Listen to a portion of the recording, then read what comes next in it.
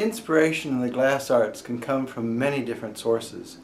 For us, we made a recent trip to China, and in China we were able to tour the Great Wall in Shanghai, and we walked the Forbidden City. And this gave us a point of reference and a set of ideas to explore, which we call Feng Shui. And so all of our new lamps that we've been working on the last couple of years have featured this particular theme. Symbolism is very important to the Chinese, and so we've done some research and found different bits and pieces that we've had Stanley paint and fire into stained glass. Right here we've got the symbol for prosperity, we've got the symbol for good fortune, we've got the symbol for double happiness, and the symbol for longevity. Each of these is incorporated into our koi lamp as well as our morning glory and peony lamp also.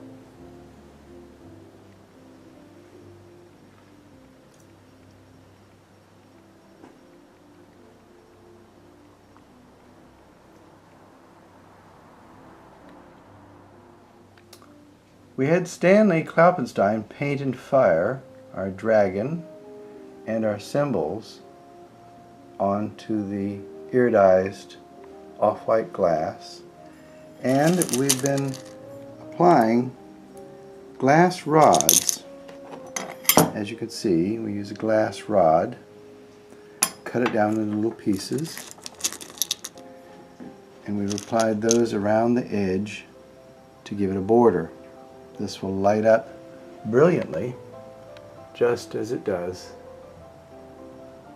on our koi lamp.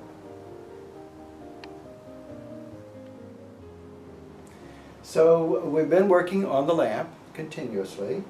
As you can see here, we've filled in the leaves. We've done the next step. The leaves were filled in.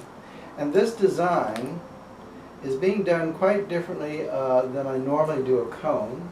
And that up here in the Morning Glory, which we did some years ago, it was a 2 repeat, and most of the glass was cut out and fit directly onto the pattern before we put it on, including some of the background. I added in the butterflies later, which means I had to take some pieces out and allow for the butterflies. But this was basically done in the flat, and that's why the cone shape is easiest to work with in terms of a first design.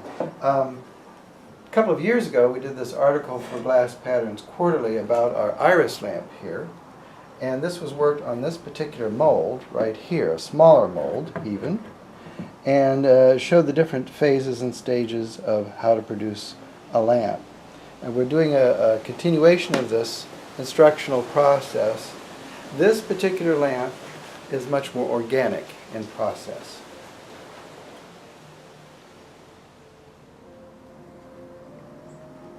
So this morning we're starting on the soldering process on the lamp, and an important feature on this lamp is the painted and fired dragons, which we have covered up with blue painter's tape to prevent any interaction between the solder and the flux and the painted surface.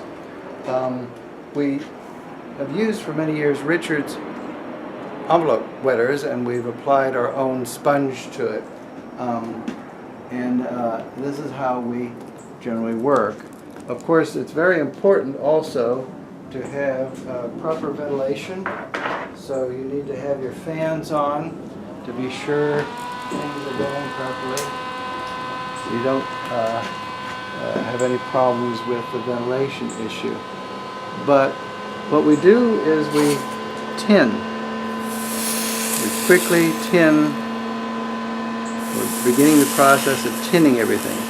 Later on we'll go back over and apply the actual rounded bead.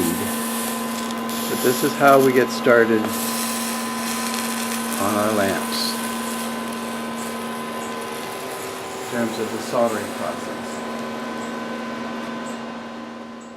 It's been a long day working on finishing up the bottom border, and I got that attached to the shade, and then I scrubbed it up and applied the patina So now we're ready for the grand unveiling, and here we go.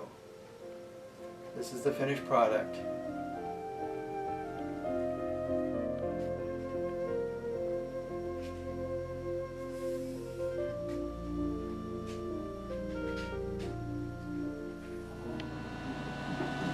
So we've completed a major lamp and working on a large commission here, 2 side lights for a private client in Melbourne Beach, and we're just finishing this up. It's a very busy January 2015.